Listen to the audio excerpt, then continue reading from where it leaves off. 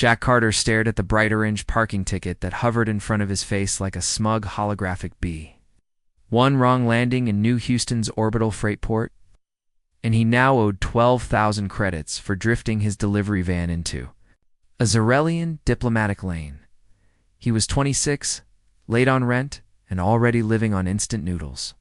Paying a sum that large was impossible. A silver security drone zipped down the dock.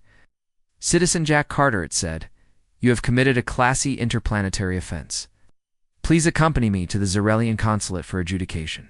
"Can't I contest this online?" Jack asked. "Negative?" Diplomatic protocols require in-person resolution. Light cuffs clicked around his wrists, and moments later he was seated in a shuttle. Earth shrank behind the viewport, replaced by the shimmering hull of the Zarelian consulate ship, Veracity of Peace. Inside, everything gleamed. Corridors curved like flowing rivers, lit by pastel glows. Tall Zarelian attendants whose skins shimmered like opals moved with choreographed grace. Jack, in a grease-stained jacket, felt like a dropped napkin at a royal banquet. He was guided into a circular chamber, scented faintly of citrus. 3 officials floated around a halotable that displayed his infraction. Their luminous eyes flickered like tiny constellations. "Human Jack Carter," said the tallest, "you trespassed in a royal corridor. The fine is 12,000 Terran credits, payable within 1 Earth week." Jack swallowed. "I don't have that kind of money." The officials blinked in rapid sequence, then offered an alternative. A door slid open, and Princess Syraxa of Xerix Prime entered, sunset-colored robes swirling. Her expression was thunderous. "Our laws permit certain debts to be settled through ceremonial unions," the official explained. "Princess Syraxa requires a legal spouse to satisfy a court obligation. You require debt relief. Marriage is symbolic and temporary." Jack blinked. "Marry a stranger to pay a ticket." Syraxa studied him as if he were an interesting insect. "Temporary partner from a minor planet solves my problem. Are you willing?" Jack's heart pounded. It sounded absurd, yet less absurd than debtor's prison. "If it clears the fine, yes." A glowing contract translated into basic English. Ceremonial union, non-romantic. Debt forgiven upon vow completion. Jack pressed his palm to a disc beside Syraxa's. Light spiraled, forming 2 holographic rings that settled on their fingers. A soft chime rang. No one suggested a kiss. "The union is recorded," the official said. "Debt absolved. Mr. Carter, you must accompany the princess to Xerix Prime for final filing." "Accompany?" Jack echoed, eyeing new fine print. 1 week of public appearances. Maintain decorum. Syraxa turned away. "The sooner we endure this circus, the sooner it ends." Hours later, a royal shuttle streaked into hyperspace. Jack sat in a lavish guest cabin where pillows adjusted to his spine, walls projected calming, nebulae, and a service bot offered tea. None of it settled his nerves. He recorded a message to his best friend back on Earth. "Hey Mara, married an alien princess. Long story, wish me luck." Before turning in, he examined a cultural guide. Slate the steward had left. The flickering text offered polite greetings, acceptable bow angles, and a long list of never-do-this rules.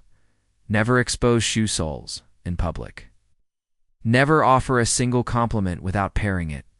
Never tap a table while thinking. Jack groaned. On Earth, he could barely remember fork placement. Here even silence had protocols. Still, the guide contained breathtaking images crystal forests that lit up under twin moons. Ocean cliffs where airborne jellyfish drifted like soap bubbles. A royal city built on terraced waterfalls. Awe pushed. Aside his panic, if he had to be trapped by bureaucracy, at least the scenery promised wonder. He wondered what Syraxa saw when she looked at him. An inconvenience? A shield?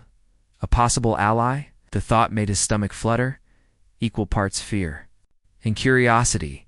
He did not want to disappoint her strange feeling, considering they had exchanged fewer than 50 words. Curiosity kept him wandering the corridors.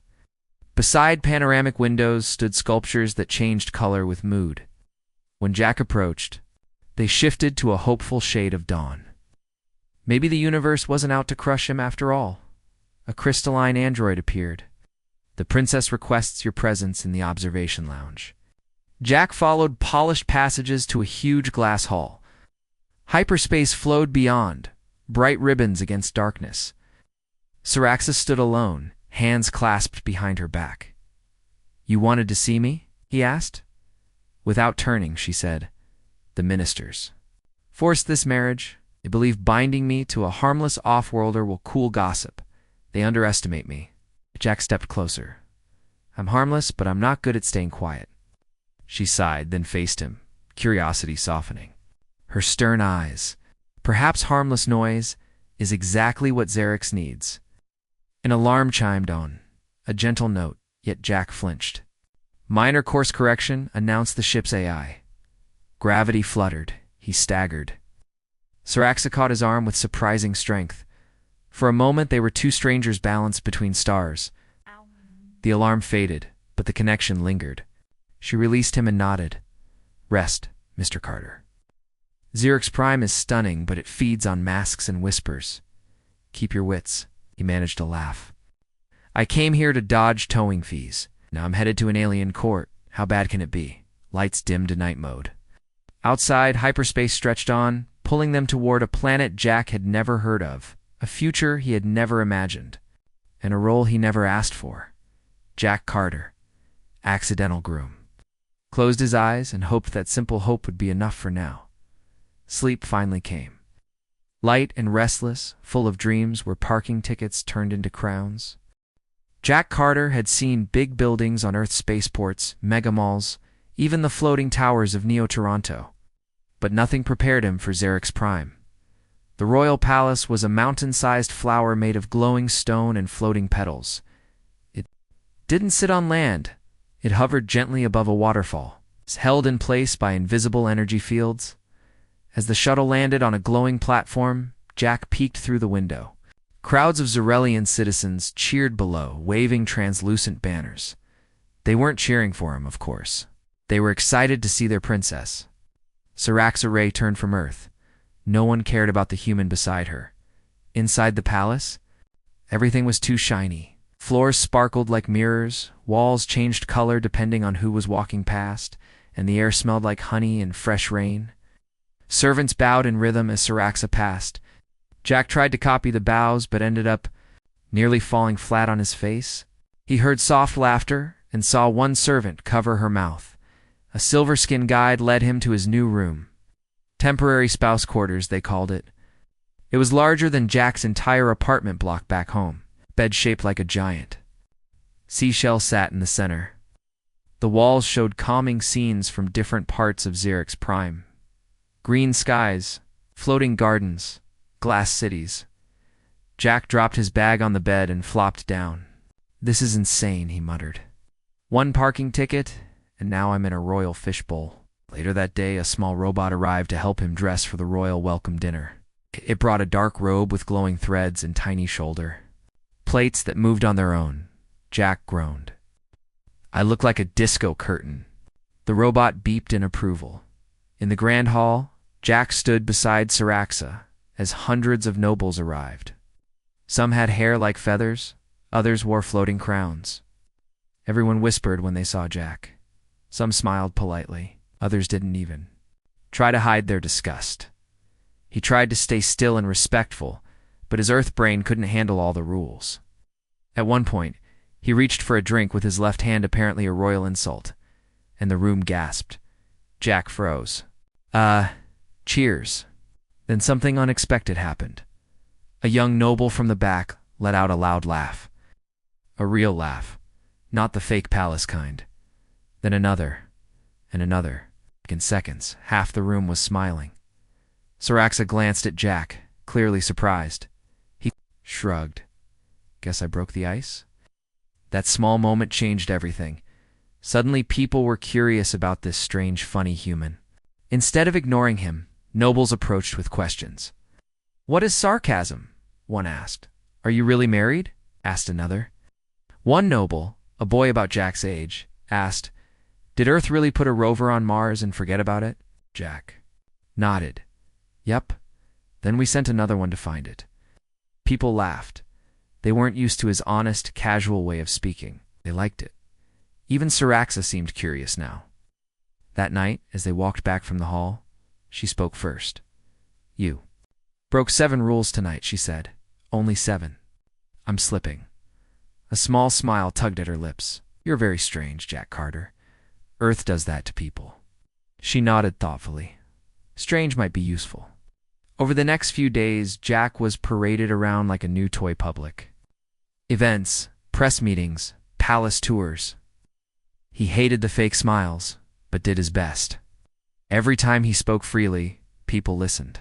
They liked how he joked, how he didn't lie, how he talked to everyone the same noble or servant, but not everyone was pleased. Late one evening, Jack took a wrong turn in the palace and ended up in a quiet hall filled with old paintings. There, behind a glowing statue, he overheard voices. The people are watching him too closely, said a deep voice. He's only a human, replied another. He'll slip up, we'll make sure of it. What about the princess? She trusts him too much. That will be her mistake. Jack's heart pounded. He stepped back quietly, then rushed to find Siraxa. She met him in the garden, where the trees whispered old stories. He told her everything.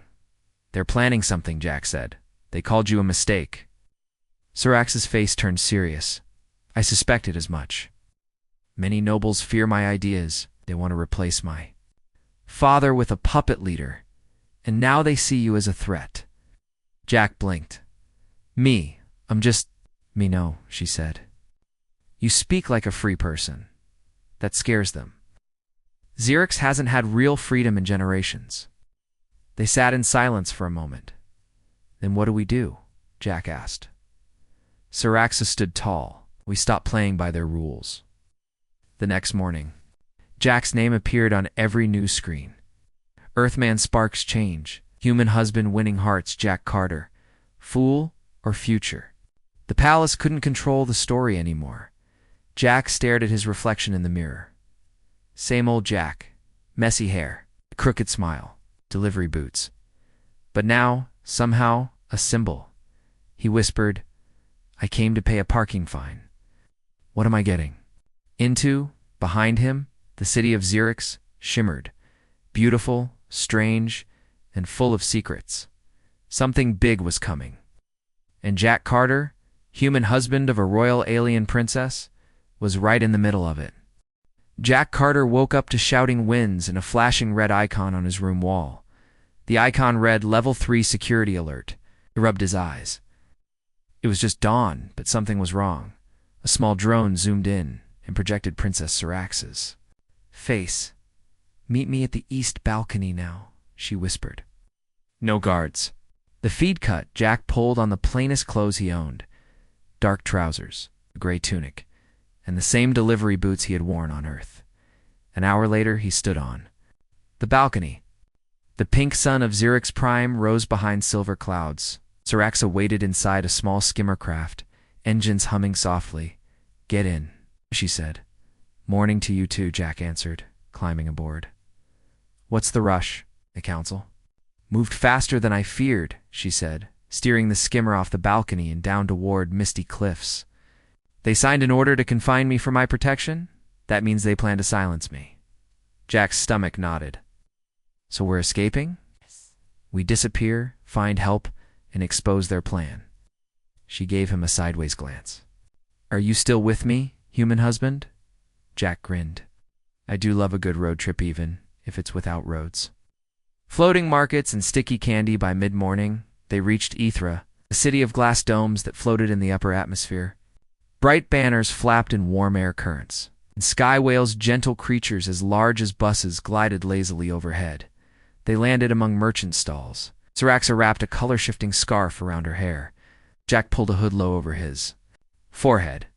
No one seemed to recognize them. They strolled past stands, selling gravity-defying rugs, singing teacups and jars of luminescent honey. Jack bought a handful of sticky sky candy that tasted like sunshine and mint. Siraxa laughed when it stuck to his teeth. While they chewed, Jack whispered, Do you miss Palace's life already? She shook her head. Out here feels real. Palace is a polished cage. He nodded. On Earth, we call that golden handcuffs. Golden handcuffs. She repeated the words, amused.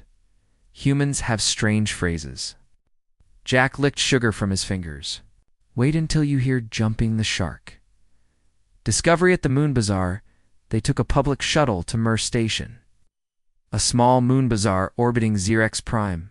Its halls were packed with farmers, engineers, and traveling artists. Alads. Blinked in every color. At a food stall, Jack tried moon-spiced noodles so hot they made his ears sweat. He fanned his mouth. Saraxa handed him iced nectar. You act fearless, yet can't handle noodles, she teased. He laughed between gulps. Spice is my kryptonite. They found a quiet corner near a mosaic fountain. People here looked tired clothes, patched eyes hopeful but wary. A street singer played a crystal flute. The melody was haunting. See them, Saraxa whispered, ordinary citizens. Taxes double every cycle while nobles feast. That is why the council fears open talk.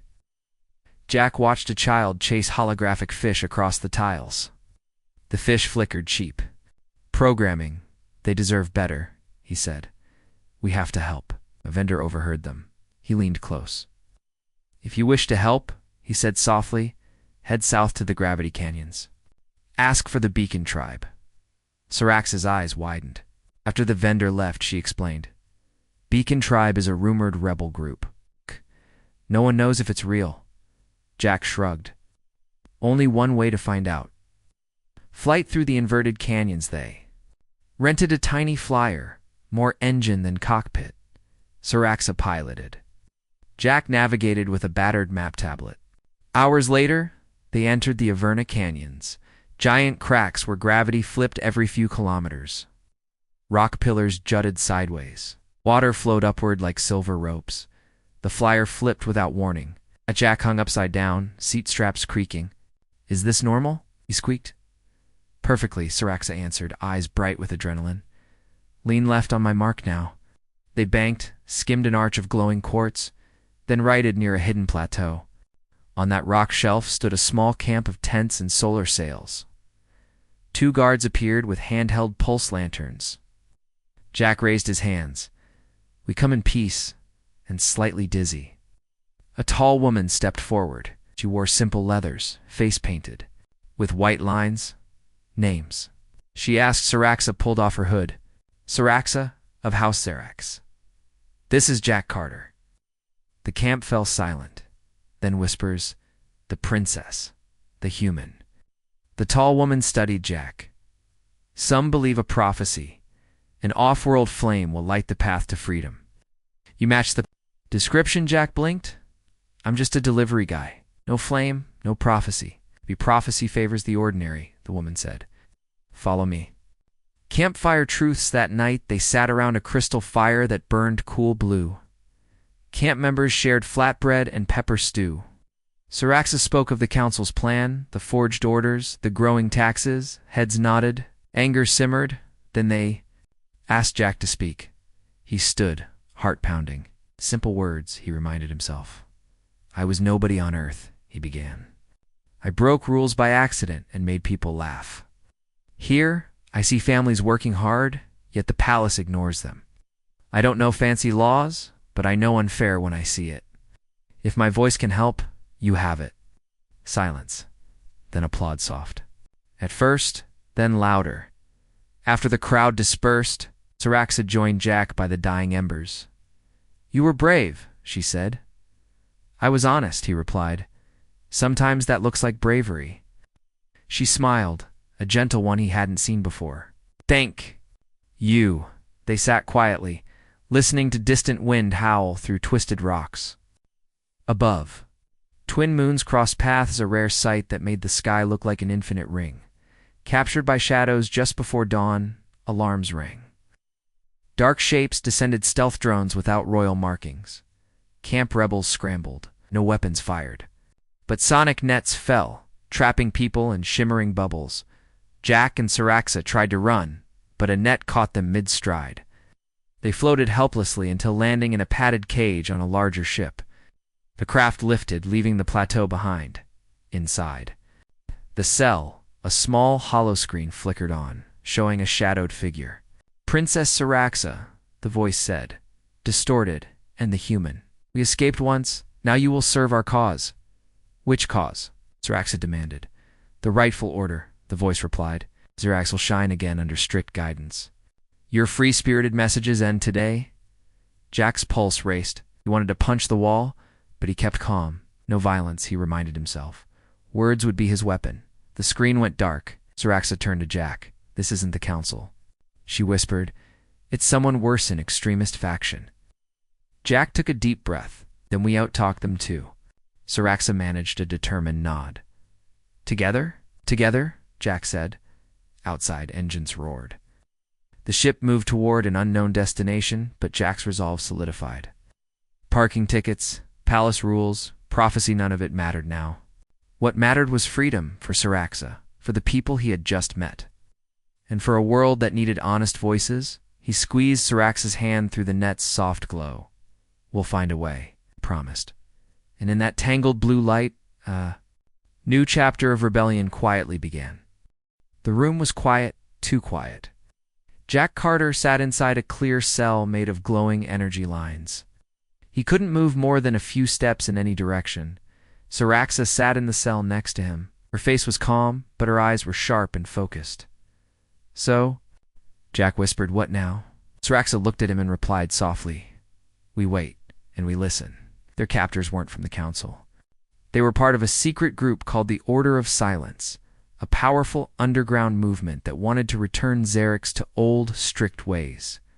No free speech. No free people.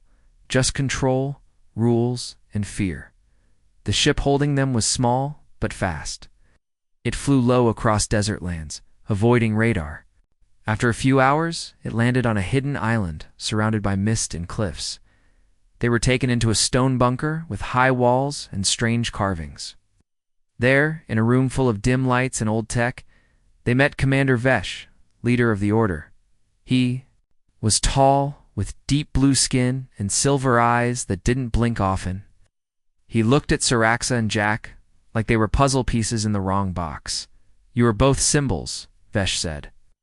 "One of weak royalty, one of dangerous freedom. Together, you confuse the people, but we will fix that." Jack crossed his arms. "So your plan is to silence us?" Vesh smiled. "No. You will speak for us. In our next broadcast, you will say that the rebellion was a mistake, that you trust the order, that the people should obey." Jack blinked.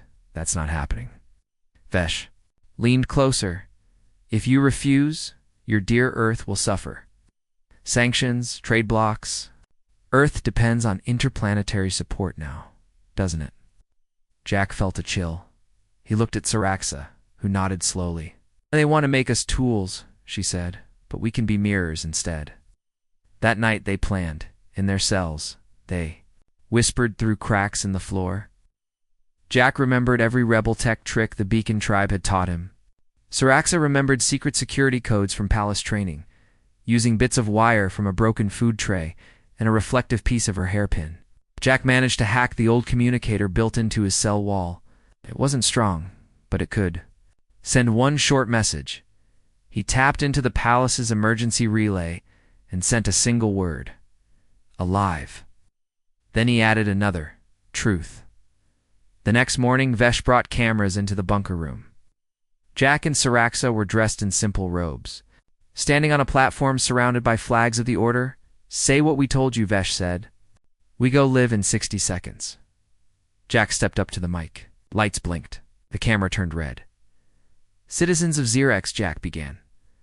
"I have something important to say." Vesh nodded behind the camera, satisfied. But Jack continued. "I came here by accident. I married your princess to pay a parking fine. I didn't want power. I didn't ask for this. But I saw your world, your people, and your pain." The camera operator looked confused. "I saw a system that listens only to the rich. I saw kind people scared to speak. I saw lies dressed as order, That's not strength. That's fear. Fear only wins if we stay silent. Vesh moved forward, angry now, cut the feed, but Saraxa had already locked the system. She stepped beside Jack and spoke clearly. We are not tools. We are voices. So are you. The feed cut seconds later, but it was enough. Back at the palace, their message had reached every screen. The short, honest words from Jack and Saraxa hit harder than any speech written by officials. Workers, students, pilots, and even Palace. Servants started sharing the clip again and again. The human speaks truth. The princess stands with us. Change is coming. Even the emperor, Saraxa's father, watched in silence. He turned to his advisors and said, "Bring my daughter back. And the Earthman too." Meanwhile, inside the bunker, Vesh was furious. "You've caused damage," he said to Jack. "You will regret this." But just then, the walls shook. Outside, a group of Beacon Tribe rebels arrived, following Jack's signal from the hacked communicator. They had found the location through his emergency message. The Order's guards were confused, unprepared. For rescue instead of rebellion, in the chaos, Jack and Saraxa were pulled from their cells and carried to safety. But the rebels didn't use weapons. They used distractions, light shields, and clever tech, nothing harmful. Just enough to get them out. Back in the Beacon Tribe's mountain base, Jack and Saraxa sat beside a small fire. They were tired, dirty, and full of dust, but alive. "You were amazing," Saraxa said. Jack shook his head. "I just said what I felt. No big plan. That's why it worked," she replied. People believe truth when it's simple. A rebel named Luno brought news. The palace saw the message. The people are rising not with fire, but with words. They want real leaders. They want you. Jack looked around. He saw teachers fixing tools, farmers planting food, children drawing hope on stone walls. He didn't feel like a hero. Did feel useful? "So what do we do now?" we asked. Saraxa stood up, brushed dust from her sleeves, and said, "Now we lead. But not from above. We walk with them." Jack stood beside her, from delivery driver to royal husband, from joke to voice, from outsider to hope. Jack Carter never wanted to be a leader, but maybe that's exactly why he could be one. Xerix Prime was no longer quiet. Every screen in the cities replayed Jack and Saraxa's message. From floating markets to sky farms, people gathered in groups to talk about the bold words from the runaway princess and her human husband. Even palace workers began whispering in halls. Teachers used the message in their lessons. Pilots in the royal fleet replayed it during rest hours. The palace had a choice: silence the message or listen to it. To everyone's surprise, the emperor chose to listen. Inside the mountain base, Jack Carter sat beside a glowing map table with Saraxa and the leaders of the Beacon Tribe. Outside the tent, people were building signal towers, printing hand leaflets, and sharing food with new visitors joining the cause. Jack leaned over the table. "We need to reach the emperor directly. No tricks, no armies. It's just the truth," Saraxa agreed. "He may be part of the old system, but he is still my father. If he hears us clearly, he might act. But how do we talk to him?" asked Luno. "One of the rebel scouts. The palace is locked. The council controls the media. They'll block every signal we send." Jack smiled. "Then we don't send a signal." He pointed at a service tunnel near the palace marked on the old map. "We go in." That night, under a silver moon, a small team dressed in market robes boarded a supply shuttle. Jack, Saraxa, Luno, and a tech expert named Riva hid inside crates of medicine. The crates passed inspection. No one expected rebels to use peaceful transport. Inside the palace, they slipped through servant passages and old stairwells. Jack had memorized the path. His time as decorative husband came in handy. He knew where guards rotated and which halls were forgotten. Soon they stood outside the Emperor's solar chamber, the quiet room where he watched messages from across the system. Saraxa knocked once. The door opened. A royal guard stared in shock.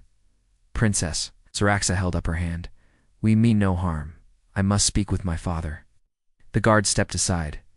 The emperor sat alone, wearing a robe of soft blue silk. His face looked older than Jack remembered, and his crown rested on a nearby chair knot on his head. He looked at Siraxa with tired eyes. "You've returned." "I never left your people," Siraxa said. "Only the palace." The emperor studied her, then Jack, and the human. "Troublemaker?" Jack stepped forward. "Yes, that's me, the parking ticket husband." The emperor gave a small smile. "You have become more than that." Siraxa spoke clearly. "Father, the council has twisted our laws. They silence voices. The Order of Silence tried to use us, and now the people want change." The emperor sighed. "Change is a dangerous thing." "It's more dangerous to stop it," Jack said. "Xerix doesn't need explosions. It needs conversations. Fair laws, real leaders." The emperor stood slowly. "And you think you can be one of them?" "I don't want power," Jack replied. "I want people to stop being afraid to speak." It was a long silence. Then the emperor walked to his communication panel. The next day, every major broadcast screen lit up with a surprise announcement. The emperor, standing beside Siraxa and Jack, spoke directly to the people. "My daughter has returned, not to claim a throne, but to open a door. And the human who married her has reminded me what true leadership means. Listening." The camera turned to Jack. He was nervous, but ready. "I'm not from here," Jack said, "but I've seen your kindness, your hard work, your hope." Just one voice. "But if we all speak, things can change," Siraxa added. "We are forming a new citizens' council, with voices from every city, every background. Nobles and farmers, engineers and students, even humans." Cheers rose across the planet. Even people watching from Earth sent messages of support. The clip went viral, a new dawn for Xerix. Human sparks change. Princess and parking. Guy lead together. In the following days, real action began. The council that once controlled the emperor was dissolved. The Order of Silence was disbanded by peaceful protests and smart communication. No war, no weapons. Just unity, the beacon. Tribe helped build new community halls and voting systems. Siraxa led open talks with nobles and citizens together. Jack taught some of the younger rebels how to speak clearly and listen better. He also started writing a book called "I Married a Princess to Pay a Parking Ticket," and accidentally changed a planet. At first it was just a joke, but now, maybe it was true. One quiet evening, Jack and Siraxa stood on the palace balcony. Below, lanterns floated in the sky, part of the Festival of Renewal. A new tradition started by the people themselves. "You've done it," Siraxa said softly. "You helped change everything." Jack shook his head. "We did it. You led with courage. I just kept talking." She laughed. Jack looked up. Jack looked up at the two moons. "So what now?" Siraxa turned to him. "The people want you to stay? Earth has called you a hero. But this world, our world, needs your voice." He smiled. "Then I'm staying." They stood side by side, watching the lights rise. For Jack Carter, life had started with a simple mistake. But somehow, that mistake had led to purpose. Friendship, hope, and maybe, just maybe, something more. The twin suns of Xerix Prime rose slowly, painting the sky in soft gold and deep blue. Birds with glowing wings danced in the air, and the royal city buzzed with calm energy. But today was not just another day. Today was the first meeting of the Citizens' Council of Xerix. Inside the Grand Hall, people from all parts of the planet had gathered: farmers, teachers, engineers, nobles, healers, and even students. Ow. They all sat in a large circle, not rows, as a symbol of equality. There was no royal throne, only shared chairs. At the center stood Princess Siraxa and Jack Carter. Jack wore a simple jacket with a small symbol of both Earth and Xerix on the shoulder. His delivery boots were still a little dusty, but now they looked more like a reminder of where he came from and how far he had come. Siraxa spoke first. "Today, is not about royalty, it's about unity.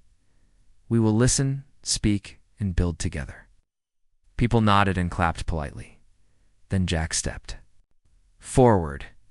I once came here because I couldn't pay a parking ticket. I didn't plan any of this. I was scared. I didn't belong. But then I looked around and saw something. I recognized people who just want to live, dream, and feel safe. He looked at the circle of faces.